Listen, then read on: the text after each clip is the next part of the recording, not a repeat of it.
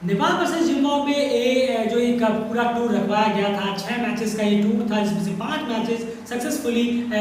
खेलने में कामयाब हुई दोनों की दोनों टीमें। इससे नेपाल टीम को क्या गेन हुआ है, क्या कुछ गेन हुआ है, क्या कुछ लॉस हुआ है, या हम परफॉर्मेंस की बात कर रहे हैं कि आखिर क्या चीज़ें उन्हें यहाँ पे सीखने को मिली है, क्या एक क्लैरिटी मिली है, और या फिर इसमें बहुत सारे लॉसेस भी हुए हैं। क्या चीज़ें लॉसेस हुई है, क्या चीज़ें छूट गई, क्या और बेहतर कर सकती थी, क्या और बेहतर हो सकता है, फिर क्या और बेहतर होते होते रह गया, या अब शायद वो चीज़ ना हो पाए। ये सारी चीज़ें आपके सामने लेकर हाजिर है कि आखिर इस टूर से निष्कर्ष क्या निकला है, रिजल्ट क्या निकला है, मिला क्या है नेपाल को ये 5 मैचेस की जो टूर्नामेंट खेलकर। ये इस पर एक डिस्कशन वीडियो लेकर आपके सामने हम हाजिर हैं। परफॉर्मेंस रिपोर्ट कार्ड हमने डाल दिया है सीरीज का, आप जाके जरूर एक बार वो इस वीडियो को भी देखिए, ऊपर आई बटन में भी आ रहा होगा, वहां पे जाके एक बार देख सकते हैं किस तरह की परफॉर्मेंस दोनों टीमों की रही है। उसके बाद आकर आप इस वीडियो को कंटिन्यू कर सकते हैं। चलिए एंड सबसे पहले शुरुआत कर लेते हैं। यहाँ पर अगर सबसे पहले हम गेन की बात करें कि आखिर इस टूर्नामेंट से क्या क्या प्रॉफिट हुआ है, क्या क्या क्लैरिटी मिली है, क्या क्या चीज़ें अपनी तरफ खींचने की कोशिश की है नेपाल ने, तो वो शुरू करते हैं। सबसे पहले T20 की बात करता हूँ, पहले T20 सीरीज की मैं बात करता हूँ। T20 सीरीज में पहला पॉइंट आपको क्या लगता है, क्या एक पॉजिटिव रहा है नेपाल के लिए? बिल्कुल, और आदिल आलम जो जिस तरीके से उन्होंने परफॉर्म किया है वो एक बहुत बड़ा एक पॉजिटिव पॉइंट है नेपाल के लिए T20 में उनको ऐड ऑन करने के लिए। वो एक ऐसे प्लेयर है जो हिटर है, बहुत कम बॉलों में मैच को चेंज कर सकते हैं जिस तरीके का चाहिए। 5वें 6ठे डाउन पर आपको ऐसे प्लेयर की ज़रूरत है जो आपको स्कोर खड़ा करके भी दे, और चेज जब आप कर रहे हो तो उम्मीद बंधे कि हाँ अभी भी हम चेज में हैं। वो ऐसे प्लेयर हैं और उनमें एक झलक दिखती है कि हाँ वो अच्छे भारी भरकम स्ट्राइक रेट के साथ बैटिंग कर सकते हैं। बिल्कुल, तो यहाँ पर एक क्लियरली है कि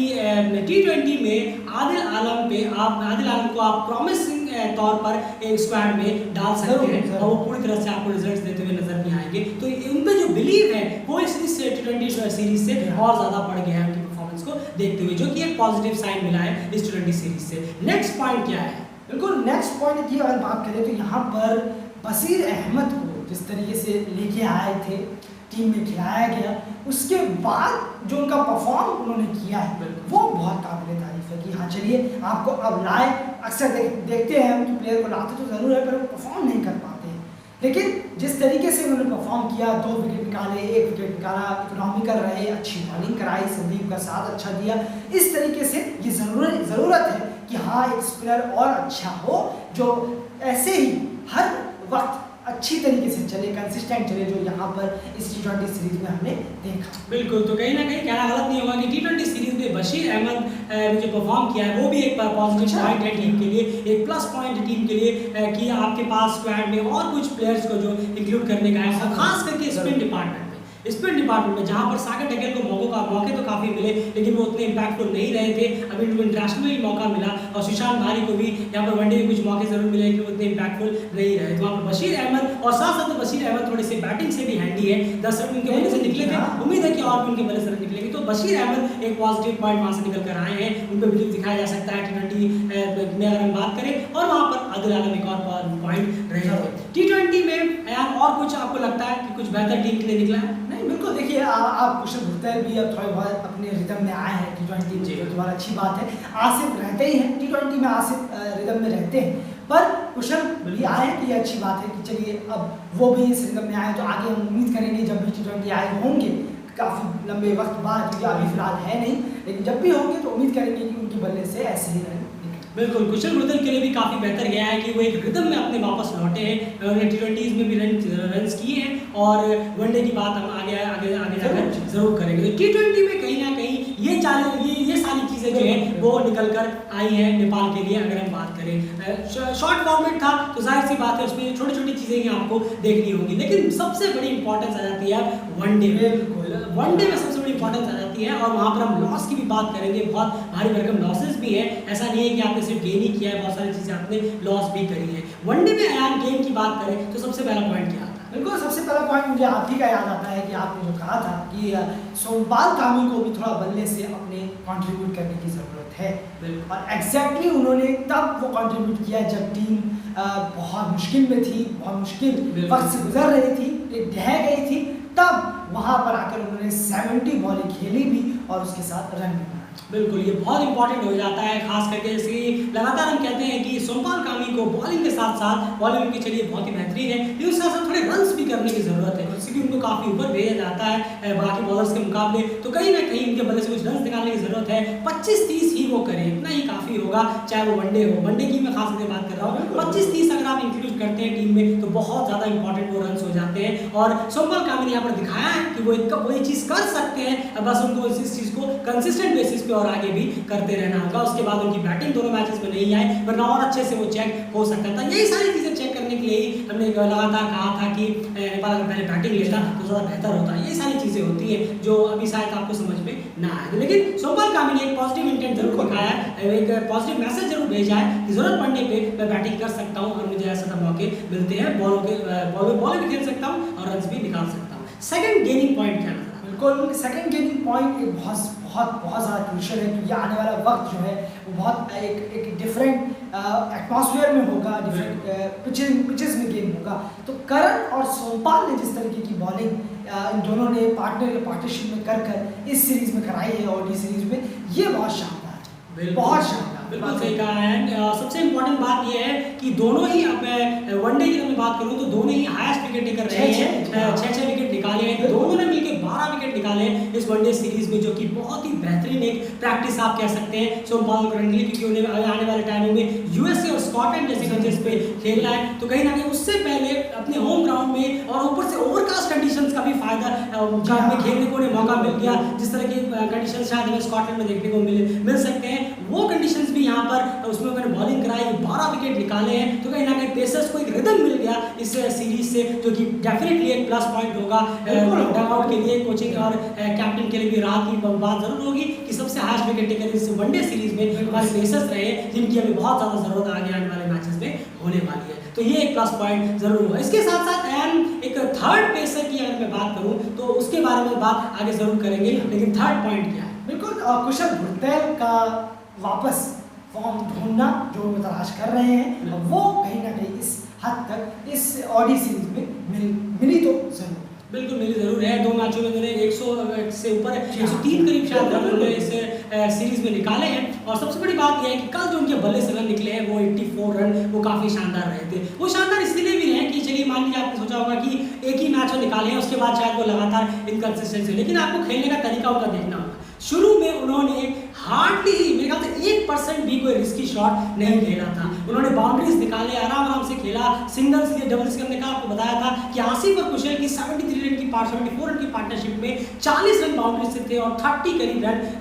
रनिंग बिटवीन विकेट के बीच में थे, जो काफी दर्शा रहा है कि रिस्क दोनों ने ही काफी कम लिया था, तो मोस्ट ऑफ द रन जो है वो कुशल भुरतेल थे। तो इन्हीं बहुत ही ज्यादा हम कह सकते हैं काम थी शुरू के वक्त में, कंपोस्ट को जैसे जैसे उन्हें पिच का और ज्यादा बॉलर्स का एहसास होता गया, तब उन्होंने अपनी स्पीड को बढ़ा दिया और स्ट्राइक रेट को बढ़ा दिया, जो कि बहुत ही शानदार है। एक रिदम में कुशल भुरतेल इस पूरे टूर्नामेंट टूर में ही वापस आए, T20 और वनडे मिलाकर, ये एक बहुत बड़ा प्लस पॉइंट नेपाल टीम के लिए होता है। और कोई पॉइंट है ना वनडे में गेन होता हुआ देख रहे हैं नेपाल के लिए? नहीं, ओवरऑल ये टीम के लिए अच्छा है, टीम के लिए एक इन्वॉल्वमेंट के लिए अच्छा है कि चलिए हम एक जिम्बाब्वे ए टीम को लिस्ट ए में हमने मैचेस जीते हैं, तो ये कॉन्फिडेंस बूस्टर के लिए बहुत फायदेमंद होगा, इससे बढ़कर और कुछ नहीं होगा, कॉन्फिडेंस बूस्टर जरूर। बिल्कुल, खैर ये सारी बातें यहाँ पर हो गई गेम को लेकर। नहीं, अब यहाँ पर सबसे इम्पोर्टेंट फैक्टर आता है कि आखिर क्या क्या लॉस हुआ है इस टूर्नामेंट में, क्या क्या चीज़ें छूट गई, क्या और बेहतर हो सकता था, क्या क्या चीज़ें बहुत ज़्यादा ब्लंडर की गई हैं, ये आपको चीज़ें हम जरा समझाने की कोशिश करते हैं। ज़रूरी नहीं है कि वो एक टूर्नामेंट आपने कराया उसमें सब कुछ अच्छा होगा। देखिए आप ये तो आप सोच के चलिए, क्योंकि कोच और कैप्टन जो इंटरव्यूज में अपने कहते हैं वो एक अलग चीज़ है, वो अलग चीज़ है, वो एक पॉजिटिवनेस दिखाने की कोशिश करते हैं, लेकिन हार्श फैक्ट जो है, जो चीज़ें और छूट गई हैं, जो चीज़ें खराब की गई हैं, उन पे पर्दा डालना वो भी कहीं ना कहीं ठीक नहीं है। और बहुत ही कम ऐसे आपको कोचेज या कैप्टन मिलेंगे जो वो चीज़ें भी आपके सामने रखने की कोशिश करते हैं, बहुत ही कम, टेस्ट नेशन में भी बहुत ही कम ऐसे रेयर ही मिलते हैं। लेकिन यहाँ पर हम आपको एज अ फैन समझाने की कोशिश करते हैं कि क्या क्या चीज़ें छूटी है, क्या क्या लॉस इस टूर्नामेंट से हुआ है, जो कि नहीं होना चाहिए था और उससे गेन किया जा सकता था। पॉइंट नंबर 1, बिल्कुल, पॉइंट नंबर 1 यहाँ ये है कि ये दिल्ली क्रिकेट शुरू से ही कह रहा था थर्ड सीमर या फोर्थ सीमर भी होने चाहिए टीम। ये दिल्ली क्रिकेट जब ऑडी सीरीज जब शुरू नहीं हुई थी तब भी हमने ये कहा था कि बहुत ज़रूरी है कि थर्ड या फोर्थ सीमर भी टीम में हो, स्पिनर की ज़रूरत नहीं है इतनी, स्पिनर ना खिलाएं तो बेहतर होगा। लेकिन सुना नहीं, जब तीसरे मैच में जब आपने थर्ड सीमर को मौका दिया तो हम क्या देखते हैं कि किशोर महातो 5 विकेट लेके जाते हैं। बिल्कुल, जरूरी नहीं है कि थर्ड सीमर खिलाया है तो वो हर मैच में 5 विकेट, बिल्कुल नहीं, बिल्कुल। लेकिन आपको इतना सोचना चाहिए कि अगर हमारे स्ट्राइक बॉलर नहीं चले, कंडीशन ऐसा है तो स्पिनर क्या साथ देगा इस कंडीशन। और इस वनडे सीरीज में भी आयान 3 मैच मिलाकर हम कहें तो 17 विकेट जो है वो सीमर से निकाले हैं मिनिमम। बिल्कुल, आप देखिए, बताइए 6 सोमपाल, 6 शरण और 5 किशोर महातो, हो गए 12, 5, 17। बताइए। 17 विकेट्स जो है वो पेसर्स ने निकाले हैं और आपने सुशांत भारी और सागर ढकेल को इतने मैचेस में मौका दे दिया। ये बहुत ही ज्यादा एक ब्लंडर हुआ है। तीसरा पेसर अगर आप लगातार 3 मैचेस में खिलाते तो शायद आप एक स्ट्रॉन्ग थर्ड पेसर अपने साथ लेके जा रहे होते यूएसए में। एक मैच में परफॉर्मेंस के बेसिस पे लेना, स्क्वाड में भरी ले लीजिए आप, लेकिन रिस्की होगा क्योंकि उनको उतने मैचेस ही नहीं मिले हैं। क्या कहेंगे आप इस बात पे? नहीं, बिल्कुल सही कहा आपने कि देखिए ना, अभी और मैचेस खेले हुए बॉलर अभी बैठे हैं। बिल्कुल, जितेंद्र मुखिया, विक्रम सोम, ये लोग तो बाहर ही बैठे हुए हैं और आप इन्हें एक मैच के बेस पर सोचेंगे कि ले लें, स्क्वाड में ले लें, पर मैच में ले लें, ये बहुत ज्यादा हो जाता है। बिल्कुल। उसके लिए क्या करना था आपको कि आपको इन्हें तीनों मैचेस में लगातार खिलाना था और बॉलिंग इनकी आती और वो बॉलिंग भी कराते तो बेहतर होता, लेकिन वो एक चांस, बहुत बड़ा ब्लंडर यहाँ पर हुआ है। आप माने ना माने वो आपको खुद ही आगे जाके रिजल्ट्स के थ्रू पता चल ही जाएगा। अभी जाहिर सी बात है, जब तक चीजें होती नहीं है तो कोई समझती, जब सब हो जाती है तब वो आखिरकार पटरी पे लौटते हैं, जमीन पर आते हैं कि नहीं एक हमसे गलती जरूर हुई है। थर्ड सीमर लगातार आपको तीनों मैचेस में खिलाने चाहिए थे। ये पहला लॉस है, लॉस नंबर 2। बिल्कुल, और लॉस नंबर 2 मैं चाहूँगा आप जरूर इसको समझाएं कि रोहित पुड़ैल और संदीप लामिछाने जिस तरीके से ये आगे गई है, अब क्या होगा, इनका जो इम्पैक्ट रहा है ये टीम पे क्या असर करेगा। बिल्कुल, सबसे बड़ी बात यह है कि रोहित पुड़ैल की अगर मैं बात करूं तो यहाँ पर 2 बार उनकी बैटिंग आई है और दोनों बार वो एलबीडब्ल्यू हुए हैं और बहुत ही जल्दी वो सस्ते में ही आप कह सकते हैं, कल तो गोल्डन डक पे वो आउट हुए हैं। तो और संदीप लामिछाने की बात करें तो इस वनडे सीरीज की बात करूं तो इतना अच्छा परफॉर्मेंस उनके जो हाथ से है, उनका तो हाथ होगा, बल्ला नहीं, क्योंकि बॉलर है, बॉल से है, वो निकला नहीं है। एक सबसे बड़ा कंसर्न ये है कि कहीं ये आउट ऑफ फॉर्म वाली बात तो नहीं है। ये छोटा सा एक फेस है, सिर्फ 2-3 मैचेस का फेस है, लेकिन बहुत जल्दबाजी है ये कहना कि आउट ऑफ फॉर्म का फेस है। लेकिन रोहित की मैं बात करना चाहूँगा, जिस तरह से वो आउट हुए हैं वो थोड़ा बहुत एक कंसर्न जरूर उठाता है और ये सारी चीज़ें अगर जल्दी ठीक कर ली जाए तो बेहतर होगा, क्योंकि अगर रोहित जैसे प्लेयर आउट ऑफ फॉर्म हो जाते हैं या फिर उनके बल्ले से रन नहीं निकलते हैं आने वाले इंपॉर्टेंट मैचेस में, खास करके ओमान, स्कॉटलैंड और नामीबिया के खिलाफ, तो एक बहुत बड़ा कंसर्न जरूर होगा। इसलिए ये थोड़ा सा डाउट जो है वो जरूर कैंप में जाना चाहिए, फिर गया होगा कि रोहित का जो आउट होने का तरीका है, मुझे उम्मीद है कि रोहित इस पे जल्द से जल्द, अभी वक्त है काफी, इस पर अगर काम कर लें तो बेहतर होगा। संदीप को भी स्टेप अप करना होगा क्योंकि वो main front line spin bowler है अपनी टीम के लिए, तो उनको भी स्पिन अप करना होगा कि आखिर क्या चीजें रही हैं कि मैं यहाँ पर विकेट्स निकालने में इतना कामयाब नहीं रहा। क्या कहेंगे? बिल्कुल, और थोड़ा कंसर्न तो जरूर है, जरूर रोहित एक वनडे सीरीज खेले और उसमें 10-15 रन भी ना मारे तो ये कंसर्न ना हो, ऐसा नहीं हो सकता। नहीं, ऐसा हो ही नहीं सकता क्योंकि बहुत वैल्यूबल प्लेयर है। बिल्कुल, ये बहुत ज़्यादा जिस तरीके से वो रन बनाते हैं और बहुत ज़रूरी है कि आने वाले वक्त पर वो चले, और अगर वो इस तरीके से आउट होंगे तो फिर जो ओमान, स्कॉटलैंड, नामीबिया है वो उन्हें आसानी से ट्रैप कर लेगी स्टंप के सामने, एलबीडब्ल्यू कर ही लेगी बार बार, क्योंकि वो बड़ी टीमें हैं, वो सब कुछ प्लान करके आते हैं और लेफ्ट आर्मर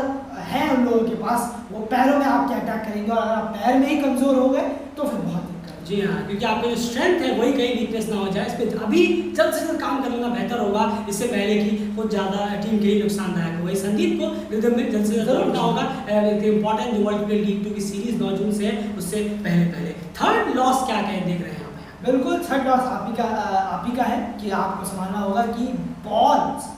के बारे में उस पर तो हम लगातार कंसर्न है। पहले मैच में 111, दूसरे मैच में 243, वो बॉल्स अभी भी मुझे दिमाग में खटक रही है। इसीलिए कल पोस्ट मैच एनालिसिस में भी हमने ये कहा कि ये लास्ट थर्ड वनडे जो है वो कंप्लीट सेटिस्फैक्शन वाला मैच कहीं ना कहीं रहा है, मोस्ट लर्निंग वाला मैच रहा है हर फेज से। अगर हम देखें तो उसमें हम कह सकते हैं कि हाँ पूरी तरह से सेटिस्फाइड है और 1-0 नेपाल को उसमें गेम जरूर हुआ है। तो ये चीज़ें कहीं ना कहीं रही है। यही मैं चीज़ें कह रहा था, सोमपाल को और थोड़ी बैटिंग मिलना, सुनील धमाला को और बैटिंग वहाँ पर मिलना, विनोद भंडारी को और थोड़ी बैटिंग वहाँ पर मिलना, क्योंकि विनोद भंडारी को ले ही लिया है तो उनको और ज़्यादा से ज़्यादा बैटिंग मिलना, आसिफ कुशल को और ज़्यादा साथ में टाइम स्पेंड करना, रोहित को एक और इनिंग मिल पाना, ये सारी चीज़ें और बेहतर तरीके से हो पाती, बैटिंग को ज़्यादा से ज़्यादा टेस्ट हो पाता तो और ज़्यादा बेहतर यहाँ पर हम देखने को मिलता, क्योंकि बैटिंग ही बहुत ज़्यादा कमज़ोर कड़ी नेपाल की लगातार रही है। तो वो जो बॉलें हैं, अगर आप दोनों मैचेस में, एक मैच में तो पहले बैटिंग की लेकिन आपने वहाँ पर 111 बॉलें पहले ही दम तोड़ दिया, ऑल आउट आप हो गए, उसके बाद आपने टॉस जीता और आपने बॉलिंग ले ली, जहाँ पर बहुत भारी 243 बॉल्स का नुकसान हुआ, क्योंकि आपने 60-70 बॉलों में चेस कर लिया था, और चेस तो वो तो करना ही था, लेकिन अगर आप वहाँ पे पहले बैटिंग लेते तो आपको बहुत सारे बॉलें खेलने को मिल जाते। तो यहाँ पर कहना होगा कि दो जो शुरू के वनडे मैचेस हैं उसमें ज़्यादा कुछ खास लर्निंग प्रोसेस के लिए है नहीं, आप कितना भी सीना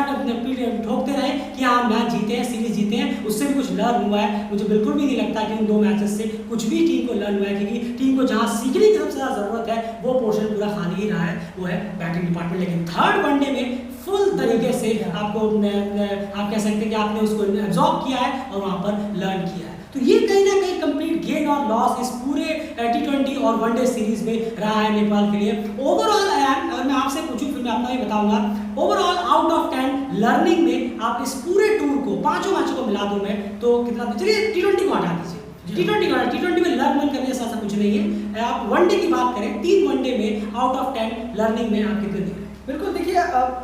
रियलिटी बिल्कुल रियलिटी पे ही जाइए, जिस तरीके से कुछ भी सोच, बिल्कुल जिस तरीके से कैप्टन और कोच की सोच है उसकी उस हिसाब से तो देना होगा कि 4 या 5, बिल्कुल सॉरी टू से, पर बहुत ज़्यादा दिखेगा कि यहाँ कुछ और टीम खिलाई थी, वहाँ कुछ और टीम खेल रही है, जो चीज़ चाहिए थी वो यहाँ हुई नहीं, कंडीशन को आपने यहाँ पर प्रेफर नहीं किया, आपने बस टीम को प्रेफर किया कि इसको जीतना है, उसको उठाया, जीतना है, आपने इसको चाहा, लेकिन आपने कंडीशन के हिसाब से आपने टीम नहीं चुनी, ये बड़ी हैरानी की बात थी। रिजल्ट क्या होगा आगे वो सब आगे की बातें हैं, लेकिन दिमाग में तो है कि बहुत चीज़ें हैं जो बोलनी है, पर अभी रिजल्ट का इंतजार है, जब रिजल्ट आएगा तो बिल्कुल। तो आपने 10 में से 4 जरूर, चलिए आपका 10 में से 4 है, और आपको सॉरी नहीं कहना चाहिए था, क्योंकि यहाँ पर मेरा जो है वो उससे बुरा हाल है, मैं यहाँ पे कहूँगा 10 में से 1.5 या 2, वो सिर्फ कल ही के मैच की मैं बात करूंगा, क्योंकि यही रियलिटी है। मैंने आपसे पहले ही कहा, आप कितना भी सीना ठोकते रहे, आप कितना भी पीटते रहे, कितना भी कुछ कहते रहे, आपकी पर्सपेक्टिव अलग है, जाहिर सी बात है, आपकी अलग सोच होगी, आपकी अलग राय होगी, आपकी शायद अलग थिंकिंग होगी, बिल्कुल है, सबकी अलग अलग थिंकिंग हो सकती है, उसमें कोई दरार नहीं है, आप हमसे सहमत हो, ये हम नहीं कह रहे हैं यहाँ पर, ये कभी नहीं कहता, ये इकलौता ऐसा चैनल है जहाँ पर आपको ये नहीं, आपके ऊपर कुछ थोपा नहीं जाता कि नहीं यही सही है, हम अपनी राय आपके सामने रखते हैं, आपको पसंद है तो आप हमें एक्सेप्ट करते हैं, बहुत लोगों को सहमति होती है, जिन्हें नहीं सहमति होती है वो कमेंट बॉक्स में कह सकते हैं कि हाँ भाई इससे हम सहमत नहीं है, आप गलत है, यही अच्छी चीज है। आप खुद सोचिए आजकल जिस तरह से इंटॉलरेंस पूरे वर्ल्ड में है, खास करके सोशल मीडिया में जिस तरह से इंटॉलरेंस है, वहां पर आपको इस तरह का प्लेटफॉर्म जहाँ पर अपनी बात खुल के रख सके, आपको कोई जज ना करे, तो डेफिनेटली ये वो चैनल आपके सामने जरूर होगा। तो मैं यहाँ पर 10 में से 2 देना चाहूंगा, और वो दोनों मार्क्स मैं सिर्फ कल के मैचेस के लिए दूंगा, क्योंकि कल पूरी तरह से कंप्लीटली सेटिस्फैक्शन आप कह सकते हैं, 2 से 2.5 आप कहें तो उसमें गलत नहीं होगा। तो फिलहाल इस वीडियो में इतना ही, बहुत कुछ मैंने कहा ना, बहुत कुछ लर्न किया सकता था, और भी बहुत बड़ा वीडियो बन सकता है इस पे कि क्या क्या चीजें छूटी हैं, एग्जाम्पल बाय एग्जाम्पल यहाँ पर आपको बता सकते हैं, लेकिन इतना सारा वीडियो बहुत बड़ा लंबा वीडियो हो जाएगा, जो ऑलरेडी काफी बड़ा वीडियो हो गया है, फिर भी पूरा देखने की जरूर कोशिश करिएगा, वीडियो को शेयर करिए ताकि ज्यादा लोग इसे देख सके, समझे कि इस टूर्नामेंट से क्या गेन हुआ है, क्या लॉस हुआ है। सिर्फ 2-1 को मत देखिए, आप एक बार कोशिश करिए 1-0 को देखना। अगर आप 1-0 की चश्मे से देखने की समझने की कोशिश करेंगे तो आपको ज्यादा अच्छे से समझ में आएगा कि आने वाले 8 मैचेस में नेपाल टीम का क्या हो सकता है। फिलहाल इस वीडियो में इतना ही, चैनल को सब्सक्राइब जरूर कर लीजिए अगर आपको रियल और फैक्ट्स एनालिसिस पसंद है तो, और बाकी एशियन क्रिकेट न्यूज अपडेट्स आपको अगर पसंद है तो भी आप इस चैनल को सब्सक्राइब कर सकते हैं। वीडियो को लाइक जरूर करिए।